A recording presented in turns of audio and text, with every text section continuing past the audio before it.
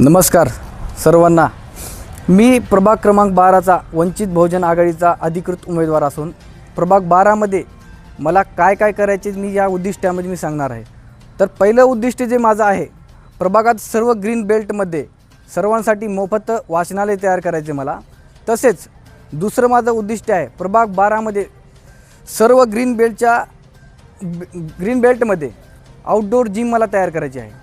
आणि तिसरं जे माझं उद्दिष्ट आहे, प्रभागात सर्व रोडच्या पेवर ब्लॉकमध्ये जे असते, रोडचे पेवर ब्लॉक आहे, पेवर ब्लॉकच्या शेजारी आपल्या रोडच्या बाजूस पेवर ब्लॉक तयार करून त्यामध्ये आपल्याला शोची झाडे लावायची आपल्याला रोडच्या साईडने आपल्याला। तसेच चौथं माझे जे उद्दिष्ट आहे, प्रभागामध्ये सर्व ग्रीन बेल्टमध्ये डेकोरेटेड लॅम्प्स आपल्याला लावून सुशोभीकरण करायचं आहे। त्याच्यानंतर माझं पाचवं जे उद्दिष्ट आहे, अहमदपूर शहरामध्ये गार्डन म्हणजेच उद्यान आपल्याकडे नसल्यामुळे माझी सगळ्यात महत्त्वाची ती मागणी आहे की आपल्या अहमदपूर शहरामध्ये गार्डन असायला पाहिजे। त्यासाठी मी ज्यावेळेस मला जर तुम्ही निवडून दिलं तर मी ती पहिली मागणी करणार आहे। माझं 6वं उद्दिष्ट एक महत्त्वाचं उद्दिष्ट आहे, अहमदपूर लिंबोटी धरणाचं पाणी अहमदपूर शहरातून उदगीर येथे जाते। तिथं 4 दिवसाला आपल्याला पाणी येते, पण आपल्या अहमदपूर शहरामध्ये पाणी काय येऊ शकत नाही 4 दिवसाला। ही महत्त्वाची गोष्ट आहे, सगळ्याला माहीत पाहिजे। 4 दिवसाला पाणी आलं पाहिजे, यासाठी मी महत्त्वाचे जे कामं आहेत किंवा पाणी आहे आपल्याला रोजच्या व्यवहारामध्ये आपल्याला लागणार, त्या पाण्यासाठी मी ही महत्त्वाचा मुद्दा मांडणार आहे।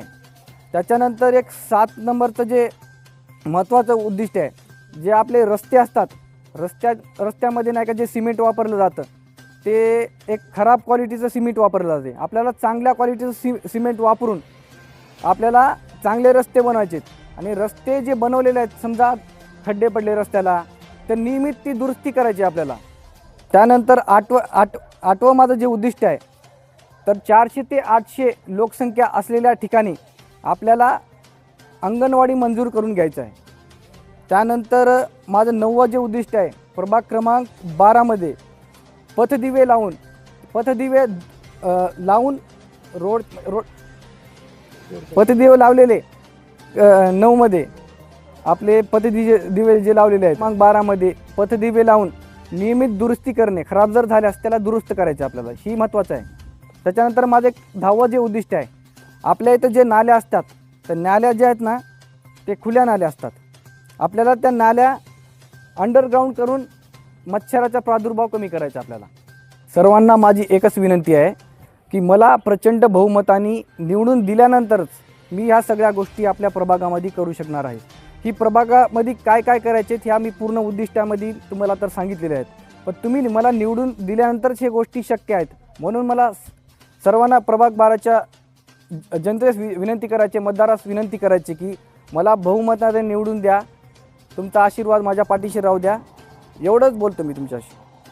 नमस्कार। माझं चिन्ह जे आहे ते गॅस सिलेंडर आहे, ते नाव सांगितले ना पहिले।